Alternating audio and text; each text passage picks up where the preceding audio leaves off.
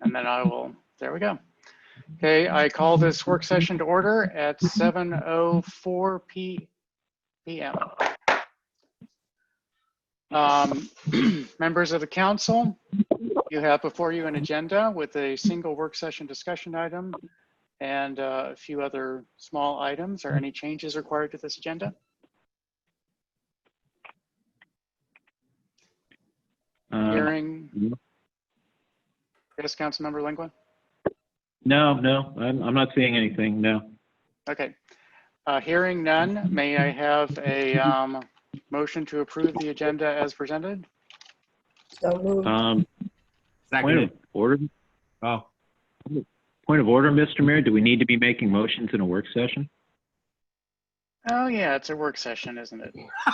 No, we're set. Okay, no changes are required. Let's, but you did make a point of order there. So let's go ahead and jump into the work session discussion item, the fiscal year 2021 proposed operating and capital improvement budget summary.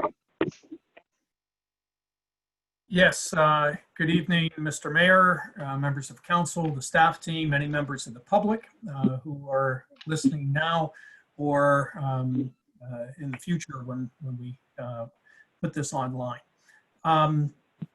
As you know, the staff team has been working to make adjustments to the budget, and that in light of the COVID-19 pandemic. And this evening, we uploaded the entire budget online. I believe Ms. Barnes emailed out a link to the mayor and council. Following this meeting, we will email a link out to the staff team. In your packets tonight and they've been updated, are to cover sections 1, 2, and 3 of the budget. And I will just point out a couple highlights before I talk about my budget message. When we get into the numbers, I'll be asking Mr. Jones to review various numbers and Mr. Smith to weigh in as he deems appropriate. So as you will see on the updated packet material, is the budget cover sheet that we introduced our logo to you months ago, celebrating the 100 years of Riverdale Park. And that's while it's not, the cover is not substantive, the fact that the town has been here for 100 years is. And recognizing where we've come from, that the town has experienced a lot of change over the years, endured downturns in the economy, and is still here. And this is another downturn in the economy. And so I talk about that history briefly, just to put things in perspective. Also included in the updates to the material tonight is the table of contents. One thing that we've heard loud and clear from the council is, boy, this numbering system for pages has made things less easy than they could be. And so we revised the numbering system this year.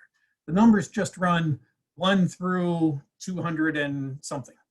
And so I hope that you find this change in format more user-friendly. That's the goal. Ms. Barnes and her team will be working to produce printed copies of the budget. We currently don't have printed copies, but Ms. Barnes, will we have those by Saturday? That is our goal, yes. Very good. And so I wanted to highlight that, that we have this revised numbering system that will walk you through the budget document much more easily. And we are working to make the electronic version of the table of contents to link, So you'd be able to click on a particular topic and it will take you to that page. That's not in place tonight, but that's something that we're working towards. The next page in the document is a copy of the award, the Distinguished Budget Presentation Award that we received from the Government Finance Officers Association for this fiscal year. And this is a first for the town. But the budget committee, the staff team more generally, we follow best practices. And this is a recognition of the town following best practices.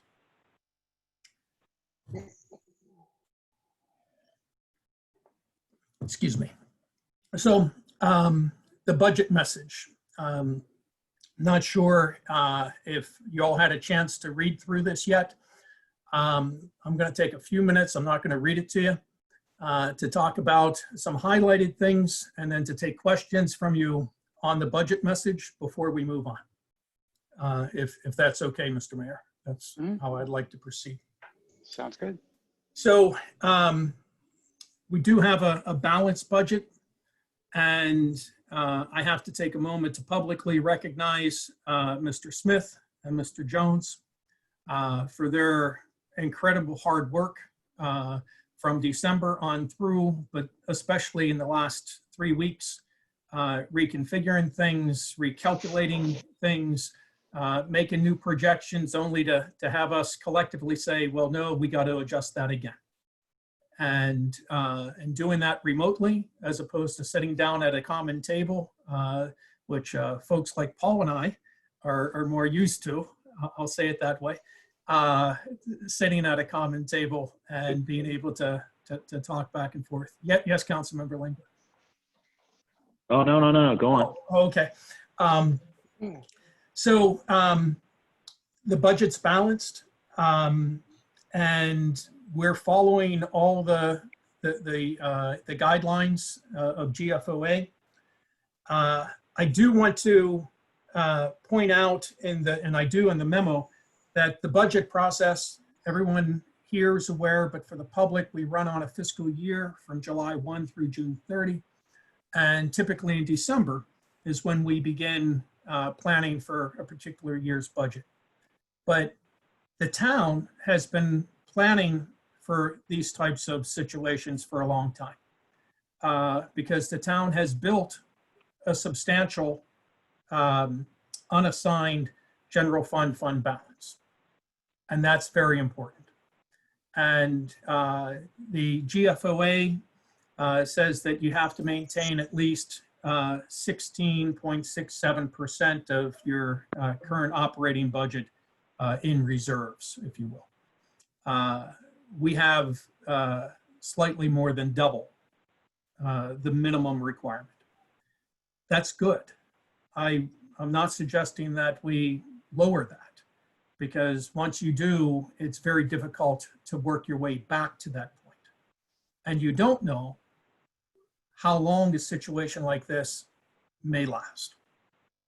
And so I want to thank the mayor and councils for over the years who started building a healthy surplus and maintaining a healthy surplus, even in times when the town lost nearly 8% of its assessable base with the sale of the one building on River Road. The town still managed to maintain a healthy surplus during that particular situation. The next part of the memo outlines all the times that we have met, including tonight. Each time it's been an opportunity for the public to comment. And the 7 times that we will meet after tonight to talk about this very important subject. As the staff team has communicated before, the budget document is the most public document that a municipal government can produce. And so we do encourage input and questions. We have the email address community_input@riverdaleparkmd.gov, and the staff monitor that email. The current fiscal year, we're looking at a healthy surplus. And we're looking at a surplus that's larger than typical years, I'd say that. But we haven't budgeted for acquisitions of CIP in the current year. We forwent a number of vehicles, things of that nature. In the current year, we held a police lieutenant position unfunded. We've also held an administrative assistant or associate 2 position unfunded, and a part-time person to assist in employee services unfunded. And we did that because we take a conservative approach to our budgeting. And looking at the projections based upon the information that we knew last year this time, those were all reasonable and prudent steps.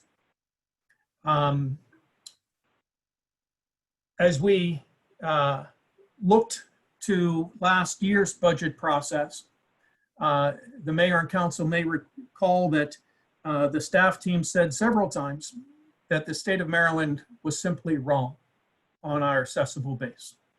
When we received our constant yield notice, we reached out to the state and said, this can't be true. They took a look at it, they revised the numbers, they came back to us and said, here's your new assessable base. The staff team's response, this can't be true. Please look at it again. And they did. And they adjusted the value up to be 288,000 and some change above what the previous year assessable base was. Well, that has since been adjusted. And we now have a dollar amount that indicates just how far off the state was in their year-over-year projection. And so if you subtract the 288,000 from the other amount, or from the amount of the increase, you are still almost $36 million. That explains a larger surplus, at least in part. And so when this COVID-19 thing hit, so we're kind of looking at the current year now and this proposed budget, I worked with the leadership team, and we are going to manage our cash for this fourth quarter of the current year. Similar to what other governments across the country are doing. They're saying, if we don't need to buy it today, given the unknowns that we have, let's make sure we have enough cash on hand. And actually, if you go to the GFOA website and you look under COVID-19 and recommendations for how to deal with these types of economic downturns, cash is king. It is one of the headlines, and it is. And so we have a healthy cash balance in reserves. We have a healthy cash balance in operating as well.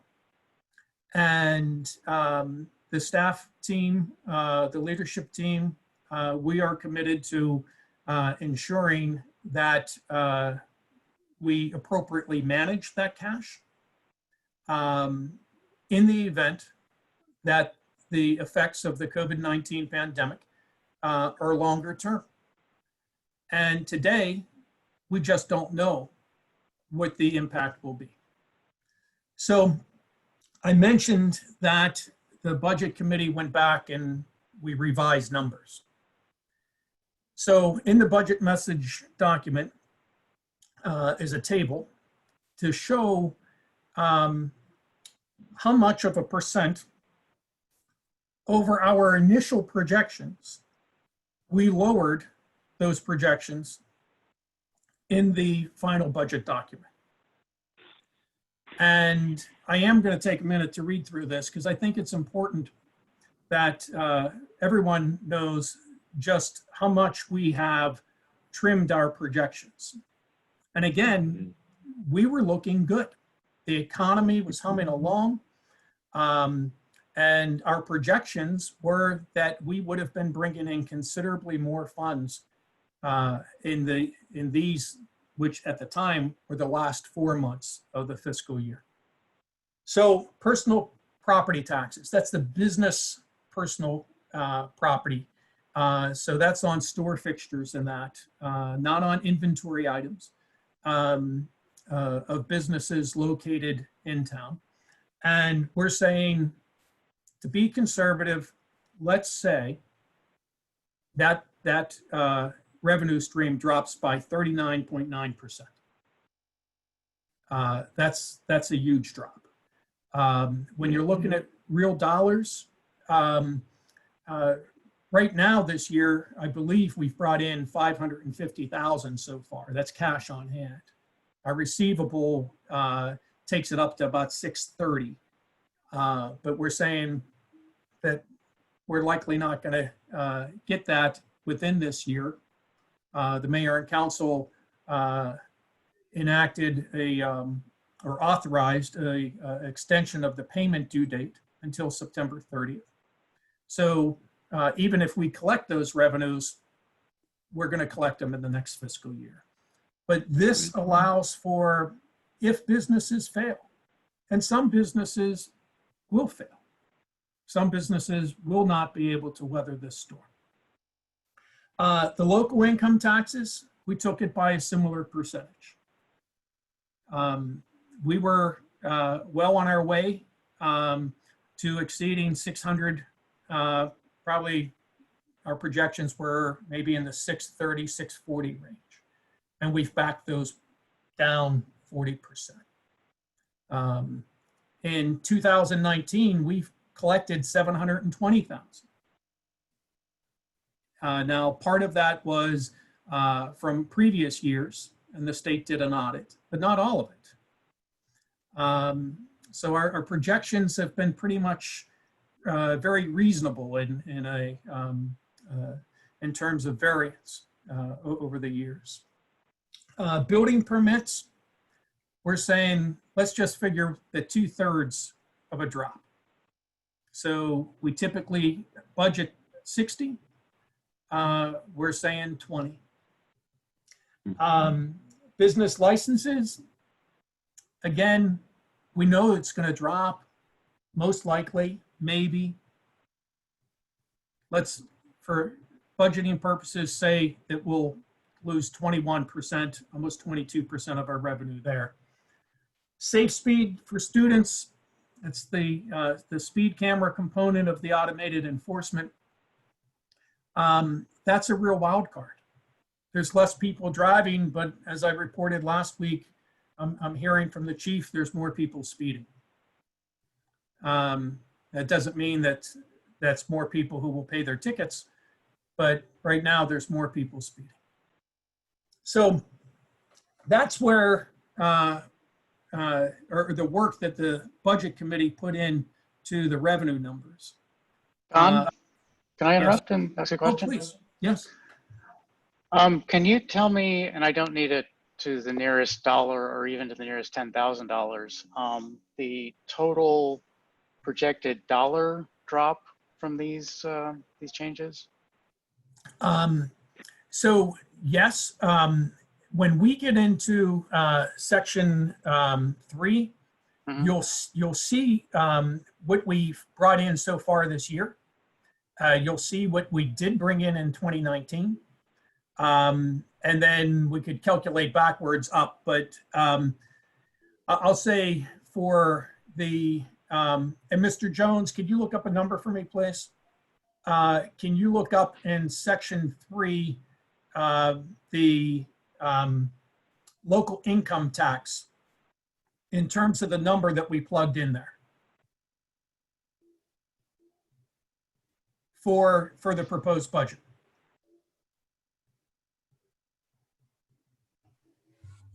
Hello, yes, that figure is 4,930,000. No, for local income tax.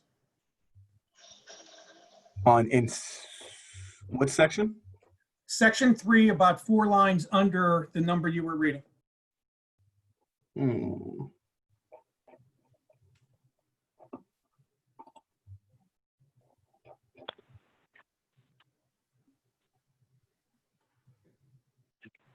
I'm not sure if it's section 3. Let's see. Give me 1 second here, Mr. Jones.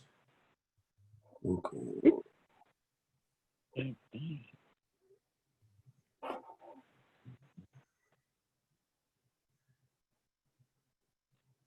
Local taxes. All right, you have to go to the, you have to come out of the summary. And so, Mr. Mayor, we are projecting 400,000 next year. That's down from what we collected 719,000 in 2019.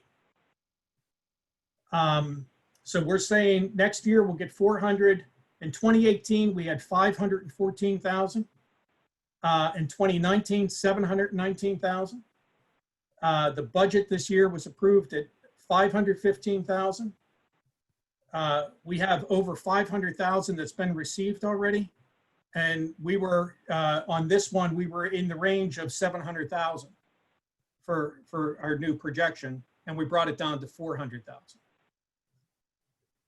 So that should give you an idea of dollar amounts. So we're probably, all of these in total are well over $500,000, maybe $600,000. Correct. And I think what you're going to see is that the amount that we're infusing from the surplus is likely very close to the amount that we cut from our initial projections. Does that answer your question, sir? It does. Thank you. Let me get back to, thank goodness for a touch screen. I'm able to scroll pretty quick. Mr. Mayor, if I may, a question, please. Of course. Mr. Lestitian, regarding I'm just backing up a paragraph here where you have the current fiscal year FY 2020. Your first paragraph says latest projections indicate that revenues will exceed expenditures by $724,704. Is that projection through 6/30/20? Yes, sir. Okay, so that's taking into account what's occurring at this time and what could possibly occur. Correct, sir. Right now, if we look at cash on hand, things that have already been paid, not receivables. Right now, that surplus is in the range of about 500,000, just under Okay. 5. It may be 490 something. If we just take the back down number on speed cameras and we collect that revenue through August and it gets booked back to this year, that's going to take us nearly to the 700,000. Okay. So I think it's very reasonable. I think Mr. Jones would argue that with us, I don't want to call it a spending freeze because we will continue to spend where necessary. But I think Mr. Jones would argue that we may exceed that 724,000. Is that correct, Mr. Jones? Yes, that is correct. So we feel comfortable with that projection, sir. Correct, yes. Okay. And Given a second everything- quick one. Yeah, yes, Go ahead. No, No, I go would ahead, just, please. well, I was just going to say that that's given what we know today. Okay. And given what we know today, we've made some serious changes to our projections. And if something happens tomorrow and industry across all sectors stops, then we'd have to take a second look. But based upon what we know, this is a very reasonable and very conservative projection. Okay, and my second quick question for you, on the proposed FY21 chart that you have here, the revenue source chart, to the point you were bringing up about the safe speed for students, percent change from initial projections, you have that listed as gross revenue. Correct. Have you looked at projections for net revenue? It's, What that would be? yes, sir. On this, there's a formula, and we've been fairly accurate, I'd say more than fairly accurate, in projecting revenue and expenditure on this, because for every vehicle that goes through in excess of the speed, we pay $12. Okay, And that doesn't that mean, is if the ticket is paid. no, we pay $12. It's a lookup fee. Regardless if the ticket is paid. Correct. Okay. Regardless if the ticket is issued. So so we do a calculation based upon the average number of vehicles, the average number of lookup fees, the average number of citations issued, the average number of citations paid, and so it's proportionate. So this gross revenue number, and I say gross here because elsewhere in this document, you'll see me referring to the safe speed revenue. That's before expenditures. And it's just to make sure with clarity that there are expenditures that come out of that number. As opposed to these other revenue sources, it's cash flowing to us. And Okay. so yeah, I just didn't want anyone to look at a particular line item and say, oh, there's 500,000 here. Well, after we pay expenses, maybe it's 300,000. So Okay. that's the reason why it's listed that way. Okay. But we're taking into account the expenditures when we're making our projection. Okay. Thank you for that. That's all I have, Mr. Mayor. I have one quick question, but I'm fine if the Yes. question better, if you may answer it later, but I was curious as to, for the local income taxes, the example you were giving to answer the mayor's question, we had roughly $204,000 above our projected or our actual revenue between 2018 and 2019. There was a $204,000 Increase. yes. Yes. And so I was curious as to why the estimated for 2020 was still like low, even Yes. factoring in. And that's it. That's a one excellent question. And I think it's going to drive home. Let me get back to this page. It's going to drive home how we're handling things in a conservative way. So I'm on page 27 of the budget. That should be in section 3.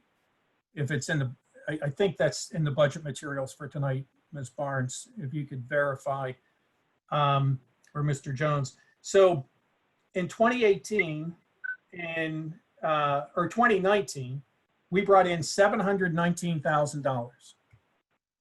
Is that what you're referring to, Councilmember Dixon?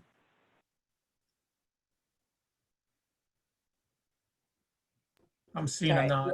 Yes. Yes. Yeah. All right, so we brought in 719,564. And what we did in this current year is we said, how much have we brought in so far in this particular line item? 515. Our projection now is 515. If the floor falls out, we have our 515. If we receive what we initially thought we were going to receive there, an additional 200,000, then that's gravy. But for budgeting purposes, we're being extremely conservative and we're saying, we know we have 515,000. let's say that we're only going to have 515,000. Got it. And then from there, From there, we're allowing for, well, I'm sorry, that's the approved budget. I'm quoting the wrong number. The approved budget is 515, and we're saying 500. And next year, we're saying 400. That's just us being conservative because we don't know. Now, that 719 included about $70,000 in previous years that as a result of an audit. But even if you take 70,000 off there, you're at 650. And just with the natural progression and the economy as it was buzzing along, it would be safe to say that these numbers should be in the high 600s if we weren't dealing with the COVID-19 pandemic. So we've backed those numbers down. so for the estimated actual for FY 2020,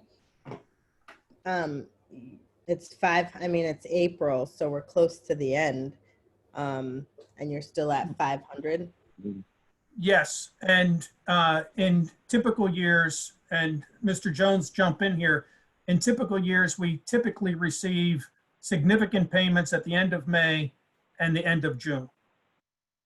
Correct, yes. May and June is when we typically see a large jump in our revenue, but in lieu of the circumstances surrounding, the whole corona thing, we have significantly dropped our estimates there for that figure. Okay, thank you. Thank you. And folks, I just gotta get some water here for a quick second, so my apologies.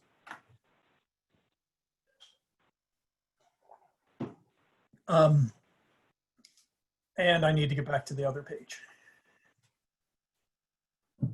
The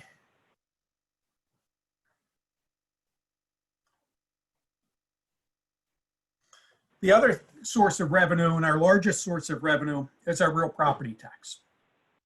And as I mentioned, that in 2019, the state got it wrong. I've looked carefully at our constant yield notice, at our projection for this year. I don't think the state's getting it wrong. There's 2 appeals that are outstanding on properties. One's a multifamily property, the other's a commercial property. I don't recall the addresses off the top of my head, but even if those appeals are successful, we're not looking at a significant decline in the state's numbers. The other thing that's really important to note is that we're going to have significant funds, $202,711 in funds, flow from real property tax at the Riverdale Park Station development into our general fund. And that's significant. This year, we've paid the arrears on the bonds. So because the construction was running behind, it took longer for us to receive money to pay the bonds. And but those arrears are now paid. So moving forward, provided that the real estate market remains somewhat stable, we will continue to see an inflow of cash through real property taxes to the city's budget and general fund. So this year, $202,711. The budget itself, we're trying to find real balance, and not just balance in dollars. Balance between being prudent and careful and conservative in our approach, and balance in moving forward and enacting all the vision and commitment statements that the council has passed. And part of that is investing in our staff team. So the budget continues with a 1% cost of living increase. It continues with the merit step increases, and they, based upon the pay range plan, they vary between 1.5 and 2.5%. And healthcare. Healthcare has been rising every year for as long as I've been in this business, it seems. And we were advised this year of a 9.5% increase in our premiums. But we also received a 44,000, I think 44,442 premium rebate just a number of months ago. And this budget takes those funds and essentially pays down the premium so that the employees do not see an increase in their healthcare cost in the 2021 budget. And I think it's always good to try to do things like that. We are very fortunate to have the staff team that we have. And I think this communicates to the staff team that we care about them, frankly. And so that's what we've done on the healthcare. There are 4 proposed changes that I would describe as structural. They're structural changes. And a structural change in a budget is something that has a recurring cost. So if you buy a new piece of equipment, it's not structural. It's one time, it's done. If you create a new position, you're creating a structural change. And so what we're looking at are these, or what we're proposing, are these 4 structural changes, none of which would be authorized until January 1, and later for the police lieutenant position, but also that only if the funds are available. So this gives us the next 8 months to see what the true impact of the economic fallout from COVID-19 is. And not saying we're going to have a super clear picture then. We don't know. But we're recommending these changes after 8 months from now. So the first is to deal with a salary compression issue. So what that issue is, and you'll hear more about this when we review the police department's budget on the 25th of this month.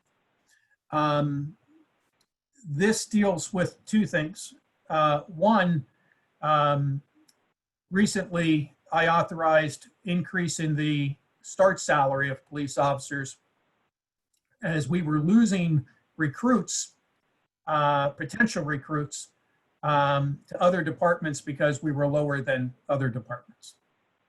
And so we took the start salary up to $53,000. That causes some compression. And we knew at the time we wouldn't be able to deal with the compression immediately, but we also need to be able to put police officers on the streets. Quality police officers. Quality police officers, absolutely, sir. And you have to pay for that. And right now, with the scheduled retirements and things of that nature, we're looking at 4 or 5 vacancies.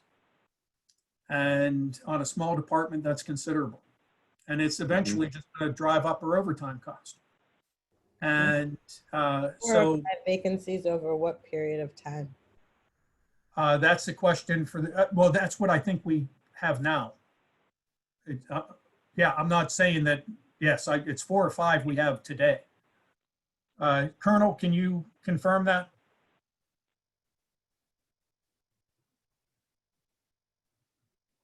David? Yes, I'm sorry, I had to get off of mute. So we've got 3 current positions that are vacant and a sergeant's position that are vacant for a total of 4. One of those vacated just this week when an officer left and went to another agency. And we have a planned retirement in the next 2 months. That's correct.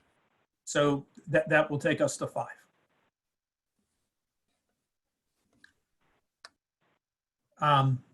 So we have a compression issue there, and no pay range plan, no salary plan's perfect. But we do want to address the compression issue. So that's what that is, but that's a structural change. So I'm not recommending any structural changes today. 8 months from now, let's see if we have the money, but it's built into the budget. The money's in the budget. The creation of a full-time police officer from an existing part-time police officer job. So we currently fund a part-time position for our automated speed enforcement. So we're funding half of a position, and Chief Morris came to me and I concurred with his recommendation that we change that position to a full-time position. And a lot of that has to do with workload based upon the body-worn cameras and the amount of work involved with the body-worn camera program. We're actually having to have command staff handle the body-worn camera program. And Colonel, if you want to comment on that, from my position, it's not necessarily the best use of our dollars. Yes, so in short, we receive a tremendous amount of requests from the state's attorney's office for body-worn camera. Of course, from a legal perspective, defense attorneys are entitled to any evidence that may be exculpatory through discovery. So it's not just managing the body-worn camera data, it's also managing the in-car camera data. They are 2 separate systems, one through Axion, one through the arbitrator, and they take a considerable amount of time, hours, literally, every morning. We get requests during the week. Now, of course, those requests have been curtailed because the courts are currently closed, but that bill is going to come due again soon when the courts reopen. And again, as I expressed to the town manager, we spend a considerable amount of time managing that, meeting MPIA requests, and there's a host of other issues associated with managing that program. So currently it's divided among the command staff, with the lieutenant taking the bulk of the responsibility, but it's certainly not good use of our tax dollars. I didn't think, and that's why I had this conversation with the town manager. The next one is to fund a long-term unfunded administrative position.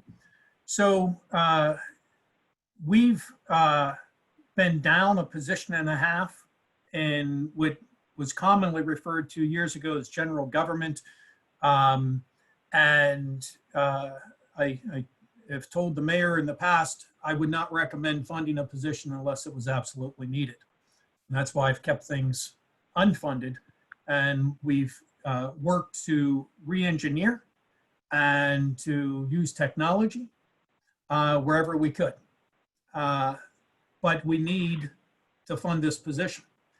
And instead of having a position that was generally handling routine things, this position, as envisioned, will be split between employee services, public works, and development services.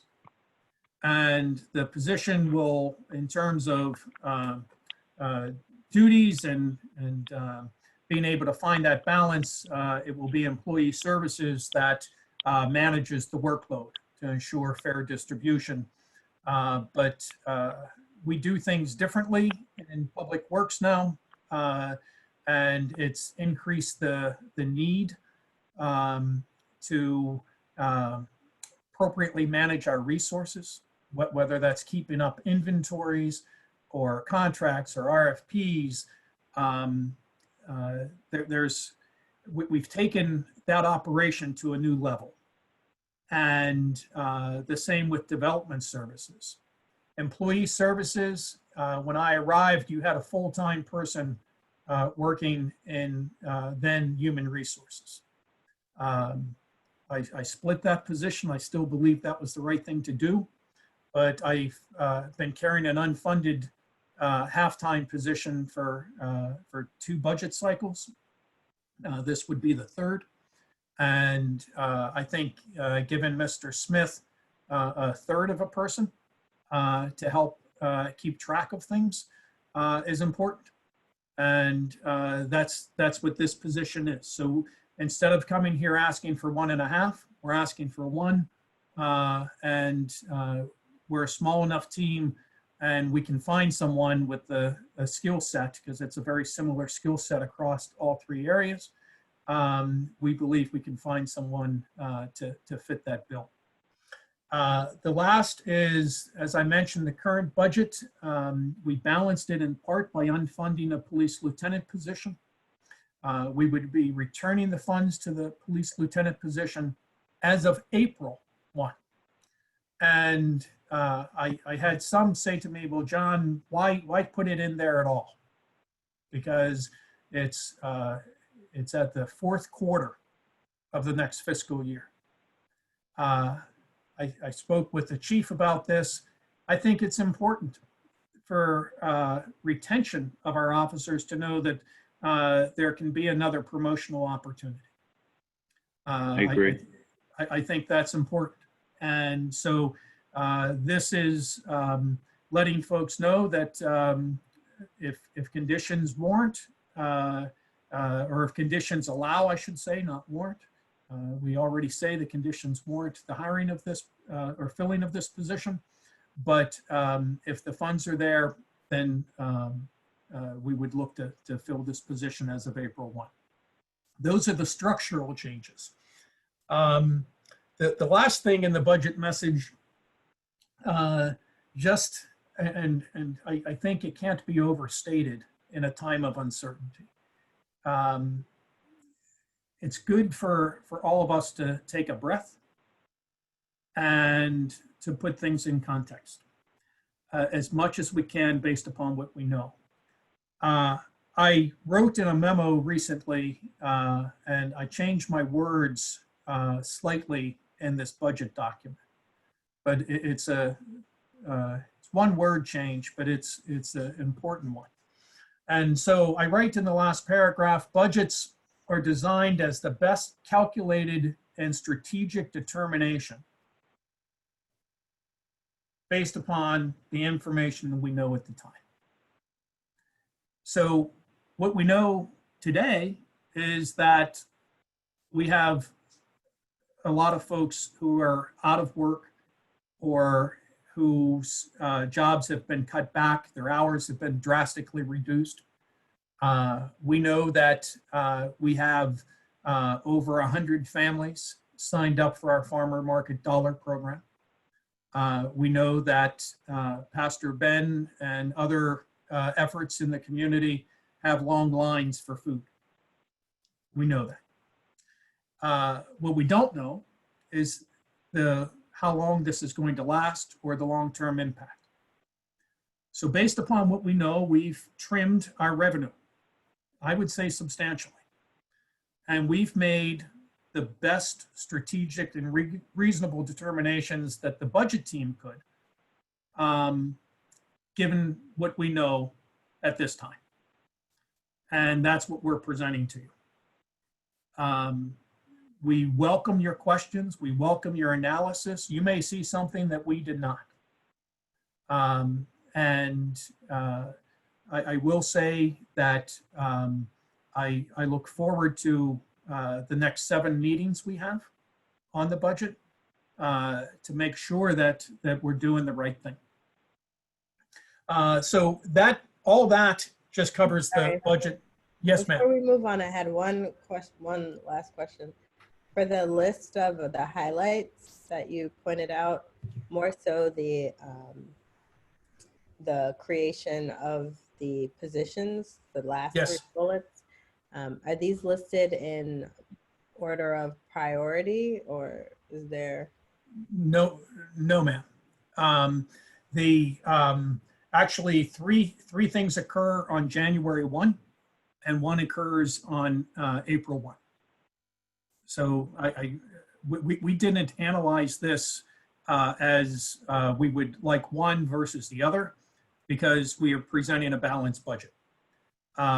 If we couldn't have gotten to balance, then we would have undertaken an analysis to determine which one would fall off.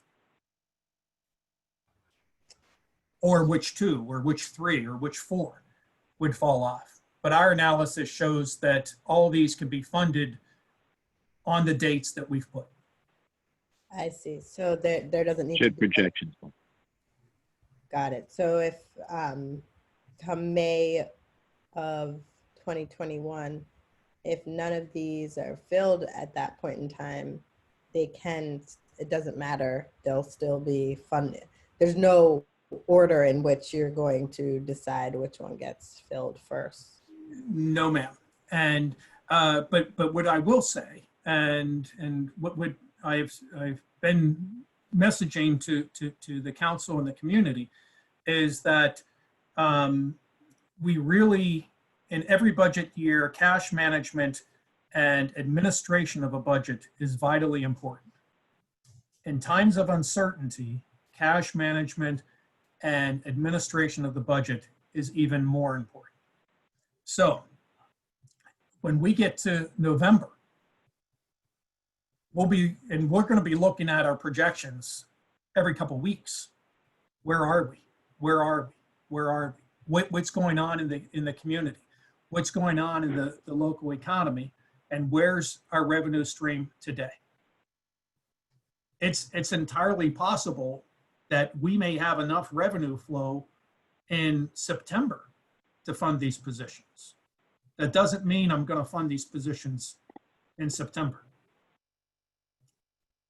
When we get closer to January, if the revenue's not there, these positions will not be filled. Other things may have to be cut. We don't know. So in the administration of it, we will react to the revenue stream that we have. But we will not move these states forward. Or I say forward, backward. If the revenue's there in September of 20, I'm not filling these positions until at least January, because I need to know that we can do this. Does that answer your concern? Yes, thank you. Can I make one more comment about this? And that there is a 5-year budget projection, and I presume that these salaries are worked into the next 4 years on that projection. Yes, sir. Yes.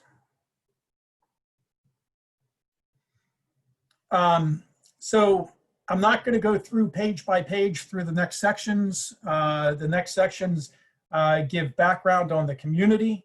There's good information in here. And so I would encourage you all to, as your time permits, to read through this. We've held true to the budget assumptions that we presented to you, I believe, in January. Those things have been our guide. And debt service is mentioned in 2 places, so I'm going to hold off on that and have Mr. Jones, when he covers section 3, talk about debt service, unless anyone has questions on anything I've covered or on anything. I'm happy to answer your questions before I have Mr. Jones go over the next sections. I'm good. Just to touch base so everyone's on the same page, in your paragraph, second paragraph on page 9, you talk about the constant yield notice in the values that are not including the Calvert Tract or the Riverdale Park Station development. Yes. And one of the things you brought up is that the Calvert Tract had a value of 81, I'm just going to say roughly 81.5 million in 2019. And it's looking to have a projected of just over 104 in 2020. Now, a fair amount of that money is going toward the financing on the bridge. And I just was wondering how that comes back to what you were saying regarding the point on the 202,711 on the surplus, because essentially what you're projecting is that we're not paying into the TIF for 2021. Is that correct? Oh, no, sir. We will be paying our annual debt service payment. And Okay, so we're we still have maintaining the. yes, sir. So we have an annual debt service payment of, I say 400,000, but it's actually, it ranges between 384 and maybe 396. Okay. I think in next year, in this next budget year, I think it's at 386 and some change. So we have to pay that. So the TIF money, the way the TIF works, if you will, the way it's structured, is Sure. Our 6.54 tax rate applies to all properties in town, including in the TIF area. And the TIF documents point to 0.088 of the revenue right off the bat can be set aside for town debt service. Okay. And then the 0.56, 564, whatever the number is there, and that's on the debt service page that we'll be covering here in a few minutes. But 64.5. pardon, sir? No, go ahead. Go ahead. Oh, so when you apply that tax rate to the 104 million, it will generate 588,000, somewhere in there. When you subtract out your payment on your on the debt service on the bonds, that leaves you 202,000, the 202,711. That surplus flows back to the town. So as the value of the Riverdale Park Station development increases, so when they finish building 5 and there's another $35–40 million value, then we will still be paying our nearly $400,000 a year payment, but the revenue above that flows to the town. Right. So Okay. I just want to make sure we're clear on that. Thank you. yes, yes.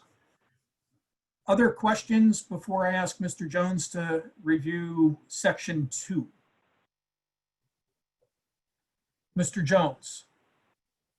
And does everybody have section 2 in front of them, or would it help if we shared a screen? I'm scrolling to see if I have that. I have section 2. Miss Barnes, that was incorporated. That's a the fund balance sheet and the debt service sheet. That's noted as section 2 in the Dropbox. Okay. No, it's part of the package. Yes. Yeah, I just wanted to make sure of that, sir. So, Fund Mr. balance, yeah. Jones, Mr. Jones, can you cover that? Sure. So for the fund balance sheet, which is section 2 of the packet, you can see the sheet pretty much covers all of the funds that we have, the major funds. We have the general fund, the OPEB, community development, economic development, health and wellness, the special revenue, which is the TIF admin fund, the debt service fund, and then the capital improvement projects. So for FY 2020, we had a fairly healthy year for our fund balance. We were able to pay some debt from the general fund to the debt service. We were able to move funds to the community development fund and the economic development funds. We were also able to pay for CIP projects. And though we thought we would have to take from OPEB, because that's what we had initially anticipated, due to having a healthy and anticipated surplus, even with all the unexpected events that have taken place, we have found that we'll actually be able to move that OPEB money, and you can find that on the second part of the fund balance, which is for FY 2021 activity. We'll be moving that money back to OPEB. So for FY 2021, we are conservative and we'll be using the surplus to pay for debt and to fund CIP projects. Okay.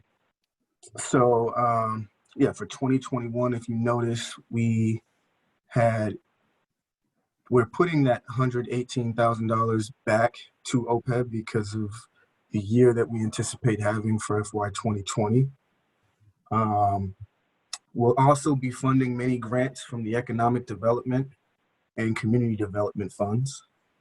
And we plan to complete many of the existing CIP projects for FY 2021 as well.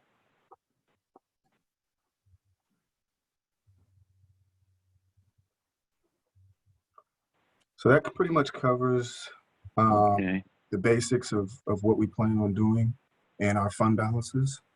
Are there questions on this? Because at the end of the next fiscal year, we're projecting $2.4 million in our unassigned general fund. Okay. Again, that's greater than this. It's more than twice the 16.67 required minimum by GFOA. And I believe the direction that the mayor and council gave me in September of 2017 was always keep this above $2 million. And I understand that was a different administration, but that was the direction that I was given and I carried to the staff team. We've always kept it above 2 million projected for the end of a year. And we're projecting nearly 2.5. That gives you some wiggle room should this be longer term than what we believe our reasonable and prudent calculations are. So if this gets worse than what we've already anticipated, you're still sitting on nearly a month's worth of revenue to pay for operations, and you could still be above your $2 million. And when we formulated the budget, that was an important consideration for us because we debated, you have that 118,000, do we move that over or do we have more sitting there? Well, the way the OPEB's designed, you can still tap into OPEB the way we thought we would have to this year. So when you see that 2.4 and next to it you have the 319, that 319, and Mr. Jones jump in here, that 319 is, while we've restricted it, that's still just general fund dollars. And so in actuality, that could be spent for other reasons too, but we do have a $1.1 million long-term liability for other post-employment benefits. And that's why I think it was the 2018 budget, maybe the 2019 budget, we even started the OPEB fund. I think it was 2019. Right. So we begin putting money aside towards that unpaid liability. But if things fall apart, you actually have another 300,000 there. Well, it's good to know that we have that. Hopefully we don't have to tap that. 'Cause I think looking much longer term, being able to maintain a commitment to that even during these times is important, because it's just going to be harder to address later on. And we concur, sir. And that's why in the end, we decided to recommend putting that 118 right back. Okay.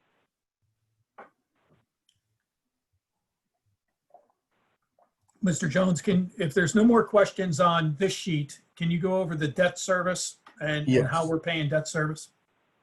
Yes. So the debt service is actually also a part of this. It's just scroll down to the next page. Right. So the debt service page pretty much goes over all of the debt that the town owes, as well as covering the TIF revenues, which is the tax incremental financing for the Calvert tract at Riverdale Park Station. So this portion also shows the TIF revenues that we've collected, as well as the expenditures that we anticipate spending for FY 2021. So if you look, you can see that we have anticipated a revenue of $588,000. And then we have the expenditures, which include the interest payments, the annual debt service, and the administrative expenses. So the TIF revenue exceeds the expenditures, and we are anticipating a surplus of about $200,000. Now, what we plan on doing with that is actually moving that to our operating budget, and that can be shown there at the bottom of the screen as well. So we have a surplus, and then we're moving that surplus to the general fund to be used for the operating budget. Okay. Okay.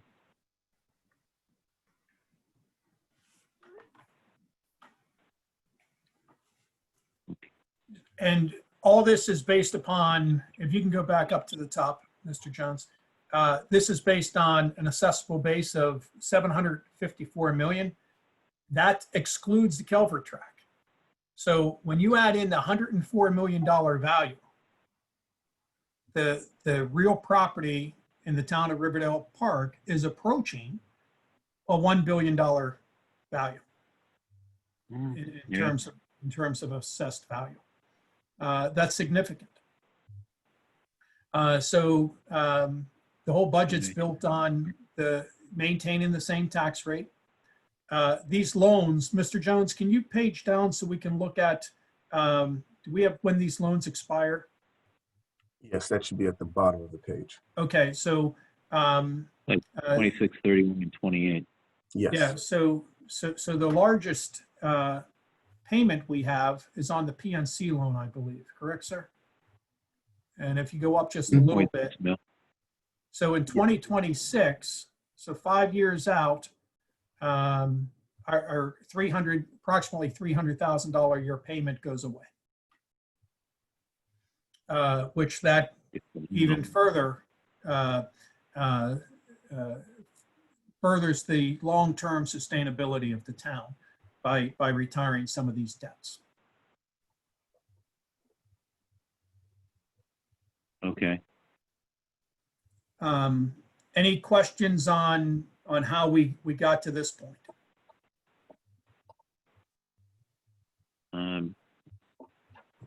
No. All right, No, we're Mr. good. No, I'm good. If there's no other questions, Mr. Mayor, can we move on to section 3? Please do. Mr. Jones, can you scroll down or click over, however it is, and Okay, so section 3 covers the revenue and expenses, the expenditures for the FY 2021 year, and it also shows FY 2019 actual revenues, as well as the approved budget for FY 2020 and the estimated actuals. So for the proposed budget, we have a figure of 7,251,000, which is an increase from the FY 2020 budget. I want to say about 7%. So John covered a lot of this already, but as he had mentioned earlier, in putting together this budget for the revenue, you know, we're being very conservative with our revenues. We started the budget process months ago, and the initial projections that we had for estimated actuals and proposed budgets have both been revised. We just wanted to make sure that our figures were conservative in light of all of the incidents that have taken place recently. So for both our estimated actuals and our proposed budget, for the revenue side, we're making sure that we are very conservative. As far as the expenditures, one of the main goals that we've discussed is making sure that we make sure that we're managing our funds the best that we can and making the adjustments necessary to balance the budget in lieu of the reduced proposed revenue. So an example of that is, you know, we pushed back bringing some people on until January in the budget as a means to cut costs and to balance the budget due to the reduced revenue that we anticipate. So yeah, that pretty much covers the budget, revenue, and expenses that we have. If there's any questions, I'm open to answer any. John covered a lot of the operating revenues and expenses, but yeah, this is just a brief overview, and we'll most definitely be going over this in specifics at a later date. And Mr. Jones, if I could add just a few things. On the screen that he's showing here, I think it's always good to be reminded where we spend our money. So in the far right column, and I say our money, it's the town's money, the residents' money. But when you look at this, and it's like, all right, so salary and wages, 49%, benefits, 23%, overtime, 1%. So just in people cost, if I'm doing my math correctly, right, you're 73% of the expenditures are in having enough people here to do the job. Actually, I would say it's 84. To have quality people here. Oh, am I missing a line? Well, I mean, contractual services, you're usually bringing in yes. people to do something. So Yes. So if you add in contractual services, yes. 84%. So 84% is paying people to do work. And so that leaves 16% to do everything else. And so when we look at this and we say, well, are we being fair? Are we being competitive with other jurisdictions? Are we getting quality staff? I would answer all those questions in the affirmative. And so that's where the town's money, our residents' money goes, is paying for staff, benefits, and contractual staff. Thank you very much for pointing that out, Councilmember Lingua. No, you're welcome. So that's where the money goes. Mr. Jones, can you go up to the revenue section there? Because probably good to just do the same thing on revenue. Where does our money come from? The vast majority of it's local taxes, and local taxes is going to be real property tax. It's going to be that income tax that we talked about. It's going to be the business personal property tax that we talked about. It's going to be the business, or not, it's not licenses. All right, so it's really those three. So it's your tangible tax, it's your real property tax, and it's your share of local income tax. 85% of our revenue comes from those taxes. The stability of the local real estate market And I don't have a crystal ball, although Mr. Jones and Paul and I, we did our best to look into a crystal ball. What I can say about the local market is that projects that are under development, that are out of the ground, are continuing to build. I just read an article today in BizNow about a project in Greenbelt that is just closed on their financing up where the FBI headquarters was going to be. And that's a large project. And so we have two substantial projects that are underway. Right. One over on River Road by COPT, and one as Building 5 in Riverdale Park Station.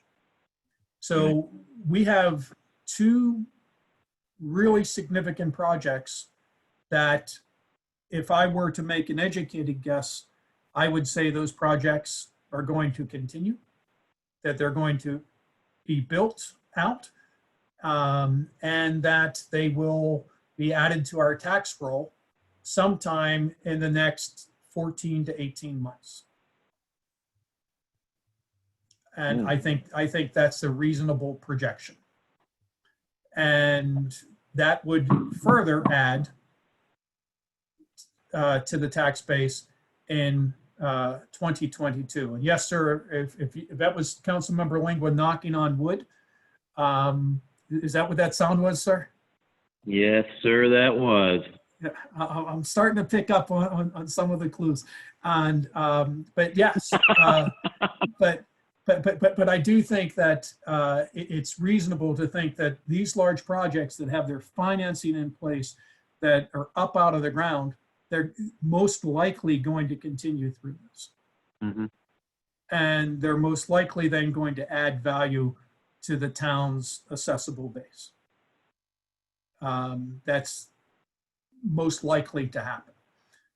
So even if we experience other volatility in the local real estate market, having those projected to be added sometime in 2022, the fiscal year 2022, that should give us a little more certainty than we may otherwise have if those projects were not where they are today.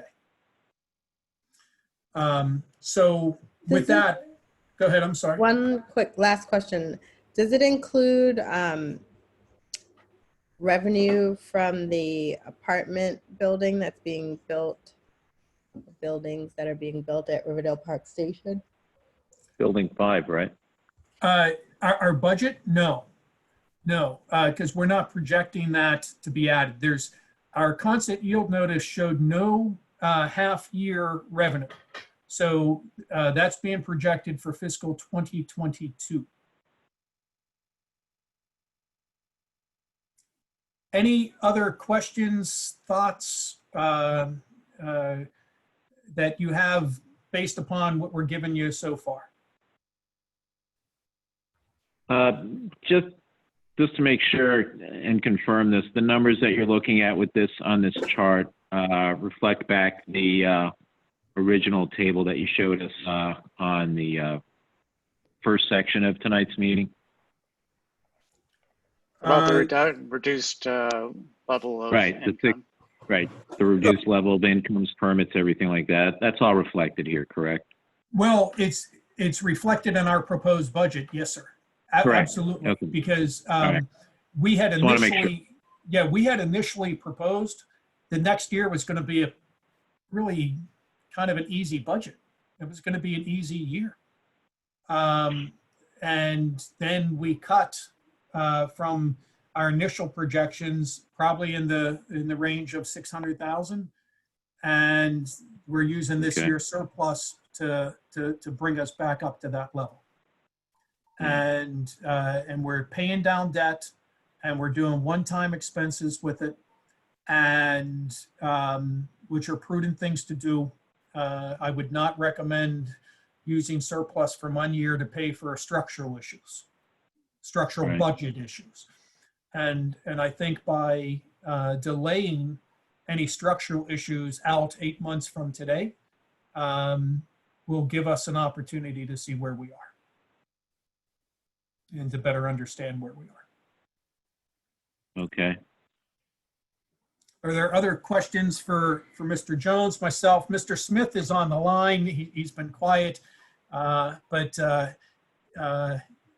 he was arguing that we should have pushed through last night at like 11:30, and then he and I were on the phone at 6:30 this morning, I guess. So, Mr. Smith, are you there? Yes, I am. Very good. Very good. Thank you all Smith? for all your hard work. I know every year the budget is always a huge lift, and with the added craziness of our current situation with COVID, I'm sure I speak on behalf of all the council members that we appreciate everyone's effort in getting this to us and getting this to us in a really great format. I haven't gone through the whole thing, but so far it looks pretty good. I concur. I do Looks as great. well. Don't take my silence as anything else, as it's an information drop of epic proportions that I'm trying to digest. It's remarkable work, and we appreciate everything that you guys have been able to do in this time period. Again, just remarkable. Well, and I would say this, as you go through this, no need to wait for a meeting to ask your question. Okay. If you, no, I mean, in all seriousness, Paul Mhm. is available, Gentry's available, I'm available, any one of us, all three of us, doesn't matter, call us and let us know your question. Let us know your insight. Again, there could be something that we need to look at differently. Tell us, and we'll be happy to do that. I do think we put together a good product, but let's vet it over the next 7 meetings and over any conversations in between. Okay. No, that'd be fine. It's good to know. Thank you. Mr. Mayor, if that's all the staff team has this evening, sir. Okay, I think we're done with council questions on this. Anybody want to take one last shot? Questions or comments, or are y'all good? Yeah, I think Councilmember Dixon summed it up fairly well in terms of the sentiment about appreciation for staff and their efforts towards this. So, Yeah, it was a even more heroic than usual effort this year, and I'm really glad to have this in hand and be able to look at it over the next several weeks. Especially with the numbers. Mm-hmm. I mean, the page numbers. Oh yeah, those page numbers, those will help us find what we're discussing during the meetings. That's the important thing is. And there's a legitimate chance that we might have paper copies of this. yeah. That's what Miss Barnes tells me, yes. Yes, you're the best. It's my favorite book. Okay, well, let's move on to the next item on the agenda then, which is public comments. Are there any public comments? Nothing, Laura? Is there any?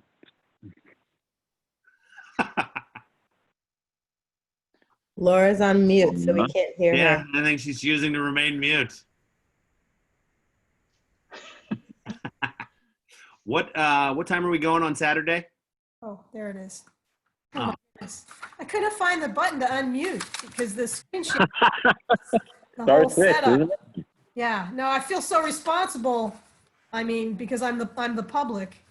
But you know, once again, just like the council said, and the mayor, you know, I'm appreciative of all the work that our staff puts into this kind of detailed document, which really the running and the success of the town is really based upon. So I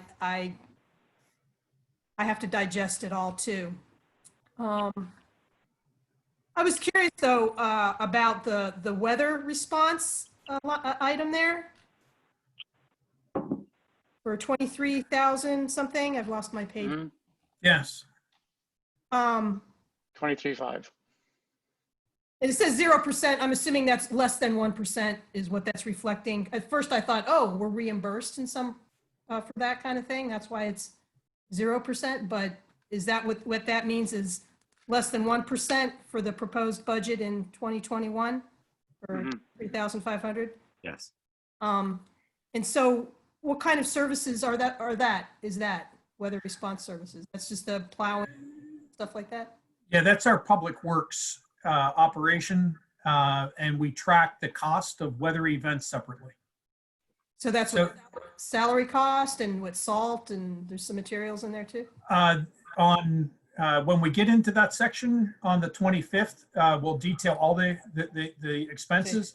But there is a line item for supplies. And so I think that is like section 17 of the budget. Okay, so it's And defined in the budget. yeah, so all the detail. So as you begin to go through the budget document, there's detail for everything that we covered tonight.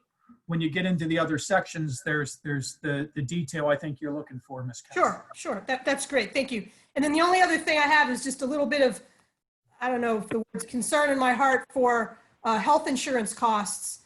I think this budget is based on what, a 9.5% increase you had said, No. John? We're not passing any increase on to staff. I understand, that's great, but so it's worked into the budget so that we're not doing. Yes. But all Yes. I know is 9.5% would be great, but I've heard, especially with this current situation, that health insurance premiums may be really going up. Read an article with the federal government anyway, certainly more than 9% or 9.5%, but Yes. We are a member of a cooperative. oh, And so the town purchases its insurance through a cooperative. I think there's 24 other municipalities in the state that purchase the same insurance. Great. And it's through this cooperative that, one, we get lower rates, and two, we get rebates. that's great. All right, got my fingers crossed for all that. Yes, ma'am. Okay, if there are no more public comments, then we are at adjournment and we should all turn off our cameras and go have dinner or go to sleep or whatever we're going to do. Can't say we're going to go home because all of us are. Thank you all very much. Be well, Thank you, everyone. sir. Have a good one. Hey, what time are Take care. It's 9:30 on Saturday. Oh, thanks, John.